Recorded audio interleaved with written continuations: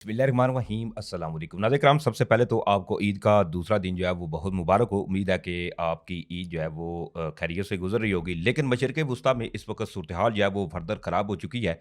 Israel के ऊपर Iran की जानब से कल रात जो हमला किया गया था, इसने जो सूरत हाल इसराइल के अंदर पैदा की वो इंतहाई जो मनाज़र थे वो खौफनाक थे। लेकिन दूसरी तरफ कल मैंने आपको सऊदी अरबिया के हवाले से भी बताया था कि एक इंतहाई आम तरीन इजलास जिसमें तुर्की, इसके अलावा पाकिस्तान और मिस्र के जो फ़ॉरेन मिनिस्टर हैं, इनका एक हंगामी इजलास हुआ था और इसमें ये इंतहाई आम फ़ैसले जो थे वो इस खित्ते की सूरत हाल को देखते हुए लिए जाने थे। अब सऊदी अरेबिया की जानब से अब तक का बड़ा एक इंतहाई अहम तरीन कदम उठाया गया और ये अब तक की बड़ी डेवलपमेंट है, जो इस वीडियो में मैं आपके सामने रखूँगा। जल्दी से चैनल को सब्सक्राइब करें, वीडियो को आपने ज़्यादा से ज़्यादा लाइक करना है, शेयर करना है। आपसे दरख्वास्त कि एक की बजाय ज़्यादा से ज़्यादा कमेंट्स करें और साथ कमेंट्स में पाकिस्तान ज़िंदाबाद का नारा जो है वो आपने लाज़मी कमेंट्स करना है। नाज़रीन किराम, कल मैंने आपको रात को बताया था कि इज़राइल की जो डमोना का इंतहाई आम तरीन बेसिकली ये एक शहर है और जहाँ पर इज़राइल का न्यूक्लियर रिएक्टर भी यहीं पर पाया जाता है, जो कि ईरान की जानब से इस शहर के ऊपर हमला किया गया था। अब यहाँ ये हमला हुआ है तो फर्दर अब जो प्रेसिडेंट डोनाल्ड ट्रंप की जानब से नई चिंगारी लगाई गई है, ये बड़ी अलार्मिंग है। आपको इल्म है कि जब से ये आज तकरीबन 22 से 23 दिन जो हैं वो ईरान और अमेरिका की इस जंग को हो चुकी है। एक जानब जहाँ अमेरिका जो है वो जब भी किसी एनर्जी फैसिलिटीज़ या हत्ता कि कल जैसे ही नेतन्स के अंदर ईरान की जो न्यूक्लियर साइट्स थी इनको टारगेट किया गया था, तो फौरी तौर पर ईरान भी एज़ इट इज़ सेम ही वैसी कार्रवाई करता है, चाहे खलीजी ममालिक के अंदर फिर वो जो ऑयल अरामको, इसके अलावा एनर्जी की फैसिलिटीज़ हैं उनको हिट करे, या फिर इसराइल के अंदर इनके जो असास तरीन जो शहर था इसके ऊपर हमला करे। अब इसमें भी प्रेसिडेंट डोनाल्ड ट्रंप की जानब से चीज़ें जो है वो फर्दर अब एस्केलेशन की जानब जाती हुई नज़र आ रही हैं, क्योंकि अब उनकी जानब से जो स्टेटमेंट सामने आई है, इसने अब जंग को एक नए फेज़ में दाखिल कर दिया है। सबसे पहले ये प्रेसिडेंट डोनाल्ड ट्रंप की जो स्टेटमेंट है वो इंतहाई अहम है और उसके बाद सऊदी अरेबिया के हवाले से भी आपको मैंने कुछ डिटेल्स हैं जो इस सूरत हाल में इंतहाई अहम है। सबसे पहले जी हुआ क्या है? अब जैसे ही कल रात ये खबर सामने आई कि इसराइल का जो दमोना का शहर था वहाँ पर ईरान की जानब से बैलिस्टिक मिसाइल दागे गए और इसके अलावा फर्दर जो कैजुअलिटीज़ हैं वो भी वहाँ से रिपोर्ट हुई।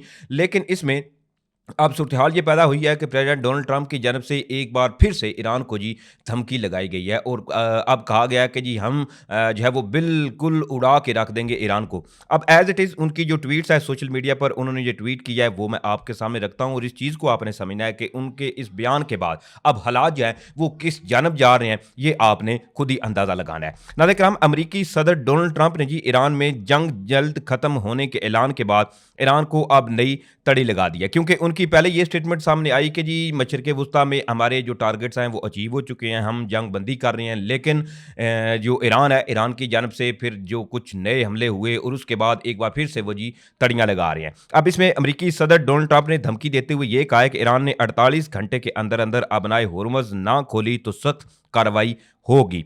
ट्रंप ने अपने बयान में यह भी कहा कि अमेरिका ईरान के मुख्तलिफ पावर प्लांट्स को मरहलावार तबाह कर देगा।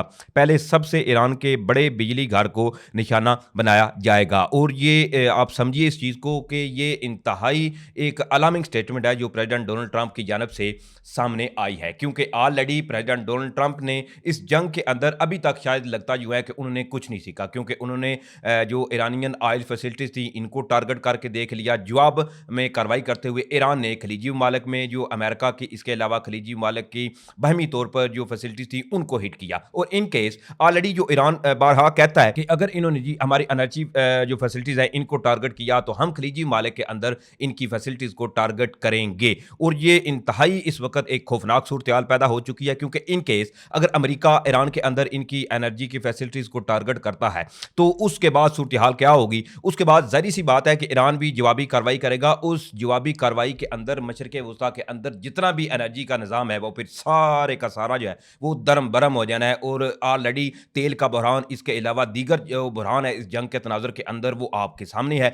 अभी भी इसमें जो गैस है उसकी मुकम्मल तौर पर शॉर्टेज हो चुकी है। यूरोप जो है वो उधर चीख-चीख के कह रहा है कि गैस की सप्लाई जो है वो अच्छी खासी मुतासर हुई है, क्योंकि रास लफान कतर के अंदर जो ईरान की जानब से इनकी गैस की फैसिलिटीज़ को टारगेट किया गया था, उसके बाद ये हालात बदतर हुए थे। और अब जो प्रेसिडेंट डोनाल्ड ट्रंप कह रहे हैं कि जी वो एनर्जी की जो फैसिलिटीज़ हैं उनको टारगेट करेंगे, तो इसके बाद क्या होगा ये आप खुद ही अंदाज़ा लगाइए। अब इसके साथ ही ईरान जो है उसका मौका भी आ चुका है। ट्रंप की धमकी पर ईरान ने जवाब में ये कहा है कि ट्रंप ने ऐसा किया तो मशरिक़ वुस्ता में अमेरिका के तवानाई इंफ्रास्ट्रक्चर को निशाना बनाया जाएगा। एक और बयान में ट्रंप ने न्यूयॉर्क टाइम्स के रिपोर्टर पर चढ़ाई भी कर दी, क्योंकि इसमें अब बेसिकली प्रेसिडेंट डोनाल्ड ट्रंप जो है वो काफ़ी अपसेट भी नजर आ रहे हैं, मीडिया से शिकायतें लगाते हैं। हालांकि उनके जो वजीर हैं या मुशीर हैं वो भी अमेरिका से काफ़ी खुश हैं, लेकिन इसमें ये इंतहाई एक खतरनाक स्टेप होगा जो अमेरिका अगर इंफ्रास्ट्रक्चर तवानाई का जो है इसको टारगेट करता है। अब इसके साथ साथ एक और बड़ी अहम खबर जो है वो सऊदी अरेबिया के हवाले से है। बरहा सऊदी फॉरेन मिनिस्टर ने जो अल रियाज के ऊपर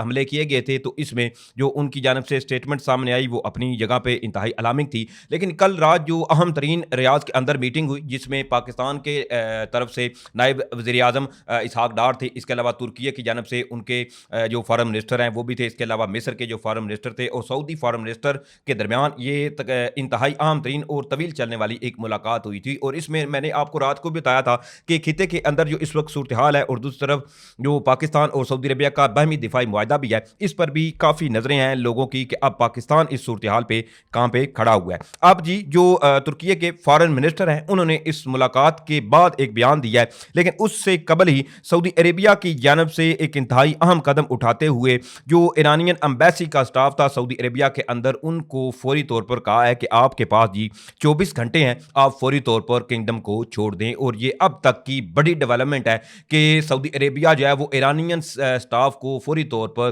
कह रहा है कि आप सऊदी अरेबिया से निकल जाएं और वापस चले जाएं। इससे कबल मैं आपको बता दूं कि कतर जो है, कतर ने भी इसी तरह का इकदाम उठाया था और वहां से भी ईरानियन स्टाफ या जो कॉन्सर्ट हैं ईरानियन एम्बेसीज के, उनको कहा था कि आप इधर से निकल जाएं। और ये आहिस्ता आहिस्ता जंग जो है वो अब खलीजी ममालिक के साथ बरह रास्त ईरान की होती हुई नजर आ रही है, क्योंकि अब एक जानब देखें तो इसमें सफारती जंग जो है वो बाकायदा तौर पर छिड़ चुकी है। कतर ने भी बोला ईरान के जो सफारती अमला था कि आप इधर से निकलें, उसके बाद सऊदी अरेबिया भी वही एज इट इज़ इकदाम करता हुआ नजर आ रहा है। लेकिन इसमें जो तुर्की के फॉरेन मिनिस्टर हैं उनकी स्टेटमेंट आपके लिए जानना इंतहाई अहम है।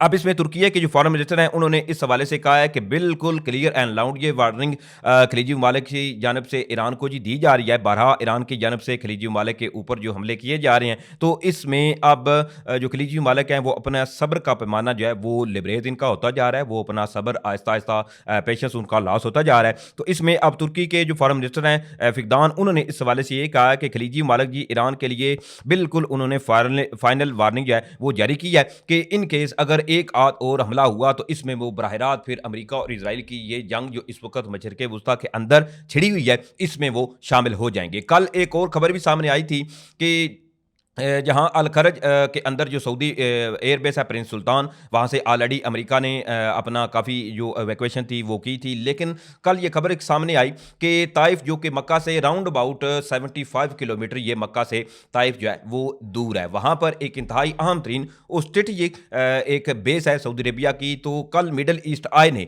यह दावा किया था कि सऊदी अरेबिया ने ये पेशकश कर दी है अमेरिका को कि आएँ आप ताइफ के अंदर आकर ये एयरबेस इस्तेमाल करें और यहाँ से फिर आप ईरान के ऊपर हमले कर सकते हैं। क्योंकि अब ताइफ की ये बेस जो है वो बेसिकली इसलिए चूज़ की जा रही है, ये सिलेक्ट की जा रही है कि यहाँ पहाड़ी इलाका है, इसके अलावा कई एक ऐसे पॉइंट हैं जिसमें अगर ईरान जो है वो वापसी रिटेलिएट भी करता है तो इसमें कम से कम जो नुकसानात है वो हो सकते हैं। एक जानब ये जो फाइनल वार्निंग है खलीजी ममालिक की, ये चीज़ें अपने ही आप में इस वक्त एक खतरनाक मरहले में दाखिल हो चुकी हैं। अब बाकायदा तौर पर सूरत हाल इस वक्त अमेरिका और इजराइल से हटकर खलीजी ममालिक और ईरान के दरमियान जो है वो इंतहाई खतरनाक होती हुई नजर आ रही है। सफारती जंग ऑलरेडी छिड़ चुकी है। लेट्स सी कि अब चीज़ें जो है वो फर्दर एस्केलेट करती हैं या कोई एक आध मुस्लिम जो है वो इसमें उठता है और चीज़ों को संभालते हुए डी एस्केलेशन की जानब ले जाता है। ये तो यकीनी तौर पर आने वाले वक्त में पता चलेगा। मुझे इजाज़त दें, इंशाल्लाह फिर मिलेंगे। पाकिस्तान जिंदाबाद।